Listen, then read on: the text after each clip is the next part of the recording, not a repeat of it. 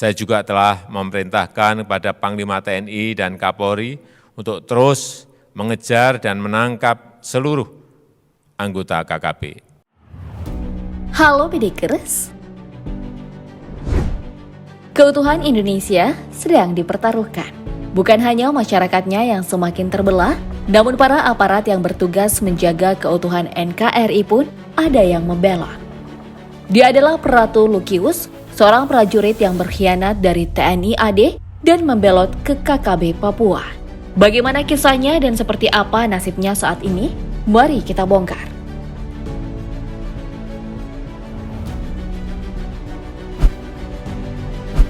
Kelompok kriminal bersenjata Papua merupakan salah satu musuh tentara nasional Indonesia karena dianggap sebagai kelompok ekstremis.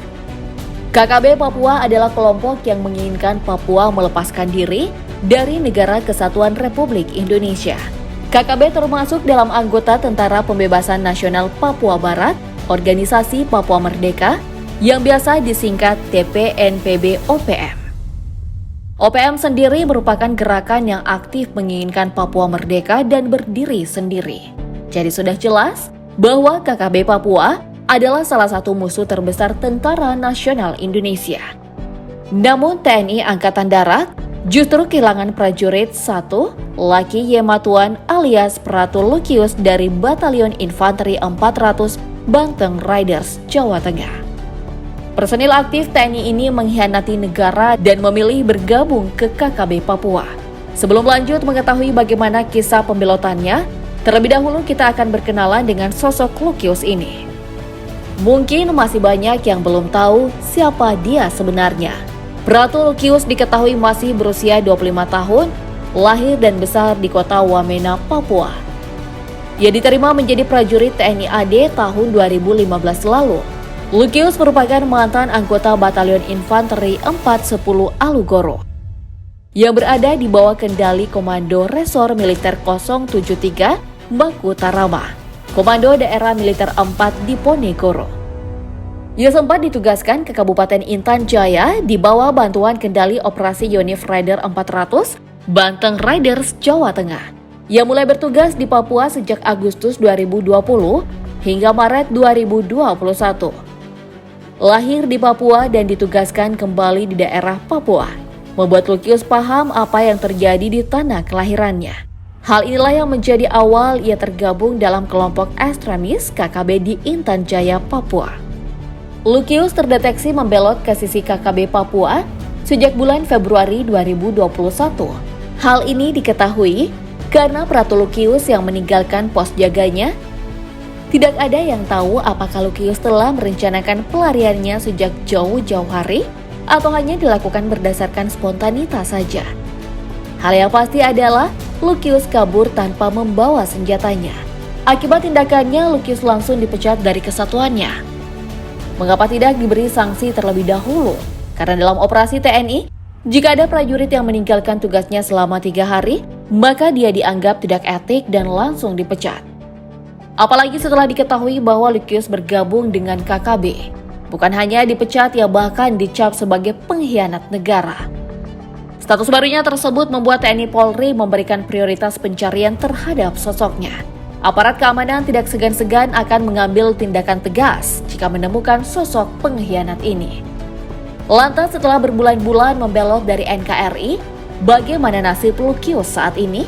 Sebelumnya sempat beredar hoax bahwa Lukius bergabung dengan KKB sebagai intelijen alias mata-mata TNI. Namun hal ini dibantah langsung oleh Kepala Penerangan Kodam 17, Jenderal Wasil Letkol Amreza Nurpatria. Meskipun keberadaannya masih belum jelas, kabar terbarunya saat ini Luki alias Lukius memiliki peran penting di jajaran Tentara Pembebasan Nasional Papua Barat. Meski baru bergabung, Luki dijadikan TPNPB sebagai komandan lapangan. Sebab Luki dianggap sebagai prajurit yang sudah terlatih. Selain itu, diketahui saat ini ia juga menjadi instruktur perang Komando Daerah Perang 8. Kabar ini diungkap langsung oleh juru bicara TPNPB Sebi Sambo. Sebi menegaskan bahwa Lukius angkat kaki dari Kesatuan TNI Angkatan Darat dan bergabung dengan TPNPB lantaran ia mengikuti panggilan hatinya. Luki Matuan memutuskan untuk membelot karena kesal melihat anggota TNI yang kerap menembaki masyarakat setempat.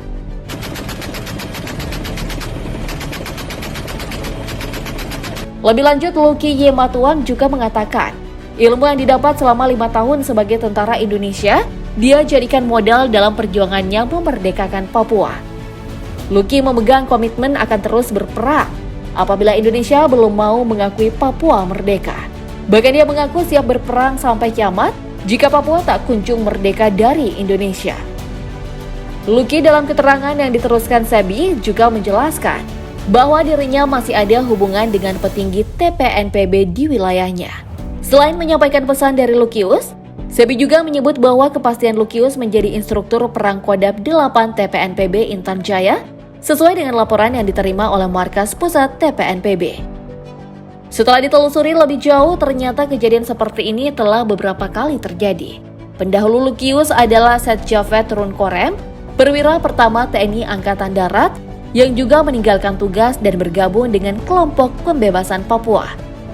Alasan pembelotannya juga hampir sama, bermula saat Setrum Kerom dikirim bertugas ke Jayapura. Di tanah kelahirannya, ia menyaksikan bahwa orang-orang Papua ditekan oleh aparat Indonesia. Hal ini akhirnya membuat ia membelot dan bergabung dengan kelompok ekstremis Papua. Kedepannya tentu kita semua berharap semoga tak ada lagi kejadian seperti ini. Sepertinya perlu ada perubahan di kubu TNI agar prajuritnya tidak lagi melakukan pengkhianatan.